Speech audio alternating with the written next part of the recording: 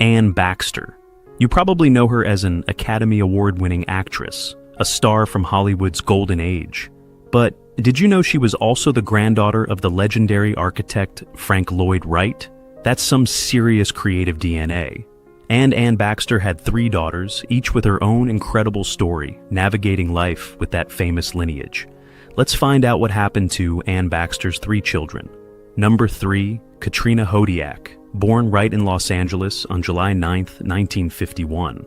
Her mom was, of course, Anne Baxter, and her dad was the well-known actor John Hodiak. So she was literally born into the film industry. And then there's that Frank Lloyd Wright connection through her mom. That's a double dose of artistic heritage. Her early family life had its share of Hollywood-style changes. Her parents divorced when she was just a baby, and sadly, her father John Hodiak passed away in 1955, so she didn't get much time with him. Anne Baxter later remarried a man named Maginel Galt, and Katrina got 2 younger half-sisters, Melissa and Maginel. A really defining experience for young Katrina happened when she was 9. Her mom and stepfather moved the family to the Australian outback. Katrina spent a lot of time there riding horses and getting totally immersed in nature with her mom. That period left a huge mark and sparked her lifelong love for the natural world. When it came time for higher education, Katrina made a big move. She headed to the Pacific Northwest and graduated from the University of Puget Sound in Tacoma, Washington. This wasn't just about getting a degree. It was a very conscious decision to find her own identity. She's actually said that a big reason she moved was to avoid being just somebody's daughter. "I wanted to find out who I was," she explained. Katrina's artistic path has been wonderfully varied. She had one main film role in the 1980 Merchant Ivory movie, Jane Austen in Manhattan, where she played Katya. And get this, she also composed 2 songs for that film. So she was already showing her multifaceted talents, but despite that Hollywood connection, she didn't pursue a big film career. Instead, her real passion seemed to be theater, especially directing. She became a big deal in the local theater scene in Washington State, particularly with the Bremerton Community Theater, BCT. She directed challenging plays like a critically acclaimed production of One Flew Over the Cuckoo's Nest. She believed in theater that could make people laugh, cry, and think. She even won a Best Director award for a piece called Overtones. For nearly 15 years, she poured her energy into community theater, which she said gave her Hollywood side a fix. It was her way of staying connected to the performing arts, but on her own terms, making a real impact locally. And then there's her jewelry.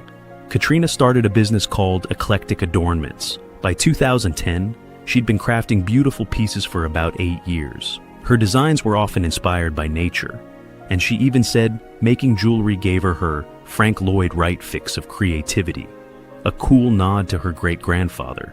She gave her pieces names like Coral Reef and Tide Pools, and often made them on commission to keep her art accessible, reportedly selling them on Etsy.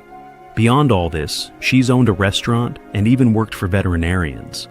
Just a life full of diverse experiences. Katrina Hodiak has been married twice. Her first marriage was to Michael Martin von Ditter in 1982, and they later divorced. In 2004, she married Jeffrey Michael Lunor, and they're still together. In 1984, she had her only child, Tobin Carl von Ditter. Back in 2010, Tobin, then 25, was following in his mom's theatrical footsteps as a talented actor, and Katrina hoped they'd share the stage someday. Her decision in the 80s to focus on raising her son rather than chasing a big showbiz career really shows where her priorities lay. Tragically, her beloved son Tobin died in a motorcycle crash near Bremerton in May 2020. It's a heartbreaking loss. For many years, Katrina has made her home in Belfair, Washington. Her life there seems to be all about embracing nature and her creative passions. Number 2, Melissa Galt, born on October 4th, 1961, in Los Angeles. Her childhood was anything but typical, filled with constant moves and incredible cultural exposure. One year she's in LA, the next she's in a Manhattan brownstone, while her mom, Anne Baxter, is starring on Broadway. Summers meant trips to her dad's family in Hawaii, or her mom's relatives in Arizona, including Thanksgivings at Taliesin West, Frank Lloyd Wright's desert masterpiece. Anne Baxter's well-traveled sense of style was a massive influence. Their homes were filled with unique treasures from around the world. Antique Persian rugs, Chinese opium beds turned into sofas. It was like a living design school for Melissa, teaching her that interiors should be based on art and personal mementos. From her mom, who was married to her career first and foremost, Melissa learned about dedication. But the biggest lesson came when Ann Baxter died suddenly when Melissa was just 24. That profound loss inspired Melissa's Do It Now philosophy, a reminder to live life fully every single day. Frank Lloyd Wright's legacy also loomed large. Though she never met him, his philosophy, especially his famous quote, "Give me the luxuries of life and I will willingly do without the necessities," really resonated with her and informs her approach to design and business. She often says, "Design is in my genes." This whirlwind, culturally rich upbringing made her incredibly adaptable. She went on to earn a Bachelor of Science from Cornell and a degree with honors in interior design, even teaching design classes while she was still a student. Melissa's move into interior design felt like a natural fit. She started out learning the ropes, purchasing for hotel interiors, working for an architectural firm, managing a retail design fabric store, before launching her own practice in 1994. She was an early adopter online, with one of the first websites for interior designers. Melissa Galt didn't just stop at designing beautiful spaces. She took her expertise and became a leading business coach for other interior designers, promising to help them double your revenues in half the time with less effort. She shares her exact blueprints, systems, and processes through coaching programs like the Design Business Freedom Inner Circle Accelerator and her popular podcast, Design Business Freedom. The testimonials from designers she's coached are impressive. Some have secured $200,000 design fees and hit $1.5 million in revenue within a year of her guidance. She's also a prolific author. Books like Celebrate Your Life, 101, Ways to Live, Tuned In, Turned On, Engaged, and Connected. Every Day in Marketing Luxury Design capture her philosophies on living a fulfilling life and building a successful business. As a speaker, Melissa is known for being dynamic and engaging. Her talks, like Designing a Signature Life, are packed with practical advice and aim to ignite and energize others to create change. She's also had a radio show, The Artful Life, and there were mentions of her developing a Melissa Galt home line and an HGTV series, though recent info focuses more on her coaching. Forbes even recognized her as one of the top 20 women of influence on Twitter for entrepreneurs to follow. Melissa Galt has truly taken her unique heritage and built an influential brand all her own. Number 1, Maginel Galt, born on March 11, 1963 in California. After her family returned from living on a huge cattle ranch in Australia, her early life was nomadic, with moves to New Mexico, Hawaii, and then Los Angeles. Her parents divorced when she was young. Maginel later said, "I felt lost with a famous actress mother and divorced parents. I was raised by nannies." Maginel, who grew up without any religion, first came to faith as a Protestant after her mother's death. Her father's encouragement also led her deep into religion. Around age 30, she was drawn to Catholicism because it offered monasticism, wanting her life to express total dedication to God. She spent over 19 years as a religious sister or nun, living first in Italy and then in healthier religious communities in the US.